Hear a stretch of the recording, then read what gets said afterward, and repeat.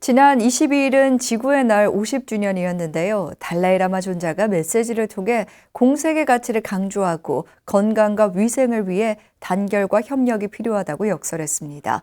불교 환경연대도 기후위기에 대한 경각심을 일깨우고 비상사태 선언에 시민들의 동참을 요청했습니다. 최준호 기자입니다.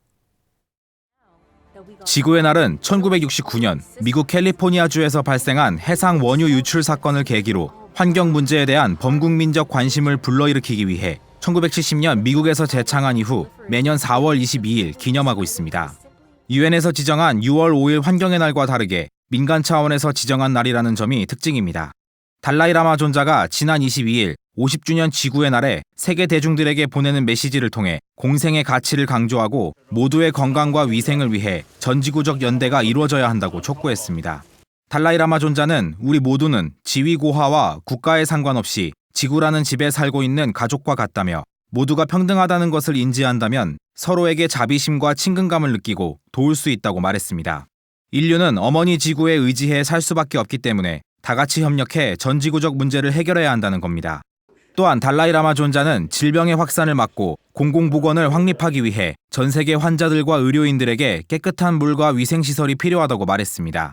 전염병의 대유행이라는 전 지구적 위기 속에서 달라이라마 존자는 온 인류가 하나로 결속하고 협력해 더 행복하고 건강한 세계를 만들어야 한다고 결론지었습니다.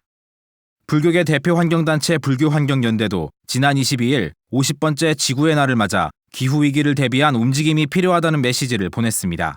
연대는 코로나19로 인한 사회적 거리두기로 지구가 잠시 휴식을 취해 대기가 다소 깨끗해졌지만 지구온난화와 기후위기에 대해서는 아직 긴급함을 느끼지 못하고 있다고 성토했습니다.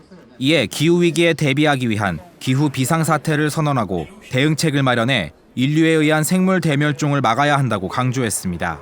지구 위기 문제는 지금 어제 오늘의 문제가 아니라 최근에 굉장히 좀 심각한 전 지구적인 이슈가 되고 있어요. 특히 2020년부터 2030년까지 지구 평균 기온이 1.5도 이하가 넘어서게 된다면 지구의 그 기후 위기가 더 이상 회복할 수 없는 지경에 이를 것이다라고 전반적으로 다들 걱정하고 있습니다.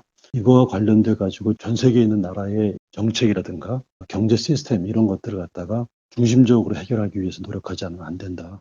연대는 지구의 날을 기념하기 위해 22일 저녁 8시부터 10분간 소등 행사를 진행했고 기후위기로 고통받는 모든 존재들을 생각하며 각자가 할 수 있는 구체적인 방법을 찾고 실천할 것을 제안했습니다. BTN 뉴스 최준호입니다.